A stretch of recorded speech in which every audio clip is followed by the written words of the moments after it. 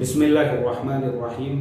हैदराबाद तेलंगाना से रिजवान, इन्होंने नाम तो रिजवान लिखा है लेकिन इनका ईमेल आईडी मजीद कैफ दिख रहा है।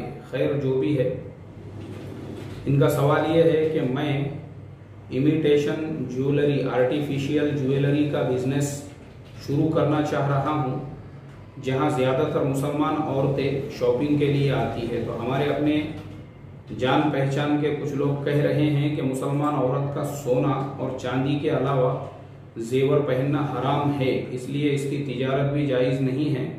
मैं बहुत ज़्यादा परेशान हूँ, प्लीज़ हमारी रहबरी फरमाइए। मैं हमारे मोहम्मद रिजवान साहब उर्फ मजीद कैफ साहब, आपका जो सवाल है इसका जवाब हमको मिला है हज़रत मौलाना मुफ्ती सलमान साहब मंसूर पुरी की किताबुन नवाजिल में। और किताबुन नवाजिल में मुफ्ती सलमान साहब ने इसका जवाब लिखा है कि किसी भी चीज़ या धात के बने हुए हार, बिंदे या कड़े वगैरह पहनना औरतों के लिए मुतलकन जायज़ है। अलबत्ता अंगूठी या तो सिर्फ सोने चांदी की होनी चाहिए या ऐसे धात की होनी चाहिए जिस पर सोने चांदी का पानी चढ़ा हुआ हो।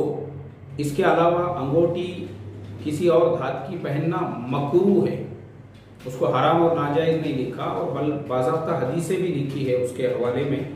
सुनन अबू दाऊद की हदीस है, उसके नीचे वापस से जो है एक और हदीस है इसके नीचे। यह हदीस का भी जो हवाला है फतावा हिंदिया है, और हदीस का जो हवाला है हदीस का वो भी सुनन अबू दाऊद का ही है।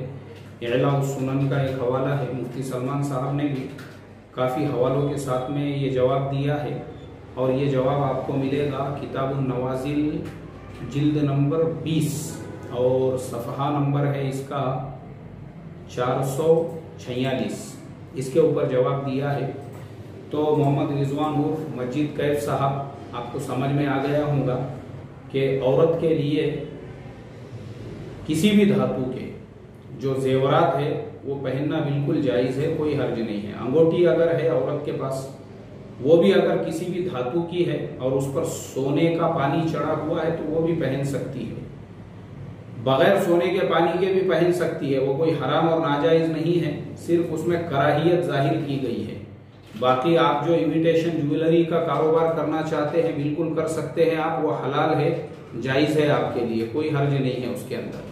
अल्लाह ताला हम तमाम को अमल की तौफीक अता फरमाए। अस्सलामु अलैकुम व रहमतुल्लाहि व बरकातुहू।